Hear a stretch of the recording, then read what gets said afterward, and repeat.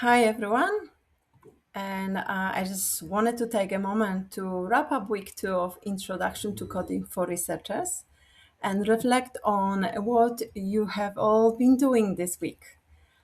First of all, really well done. I can generally see a shift from week one to week two. Last week was all about structure, and this week your pages really started to come to life visually. It's been so nice to see your work evolving and becoming more refined. This week, we focused on CSS and uh, how it helps you shape your website and the way your research is presented on your website. You explored how to improve readability through spacing, font changes, and layout, and how to make your pages feel more structured and easier to navigate. What I really want you to take away is that CSS is not just about making things look pretty. It's about helping you to connect with your reader, engage, and how to work easily through your website. I really enjoyed reading your discussion post this week. There were some thoughtful reflections and some great progress across the group. A few of you shared how even small CSS changes made your pages feel clearer and more professional. And that's such an important insight. Often it's not about adding more, but also making intentional decisions. I also noticed some really nice work around layout and responsiveness on your pages. Some of you used Flexbox, media queries, and all adjusted how your content behaves on different screen sizes. I know that it can feel a little tricky at first, but it was great to see your attempt and testing things, adjusting, and having such a great outcome as well. What stood out the most to me was how many of you started thinking about readability and accessibility.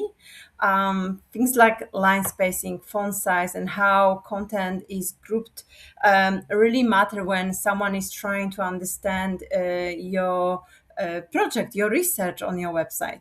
You are already moving beyond just coding and starting to think about your audience, which is exactly the goal of this week.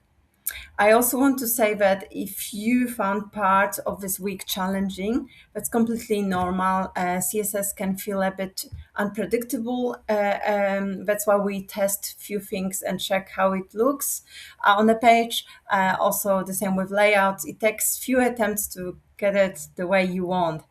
So don't worry, just keep going. And as we move into week three, we'll begin working with JavaScript.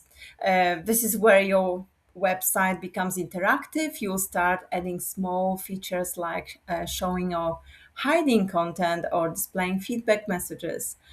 These are simple changes, but they can really improve the usability of your site without making it overly complex. Before moving on, I would really encourage you to keep changing and shaping your work. If you haven't posted your code yet, please do. It doesn't need to be finished or perfect.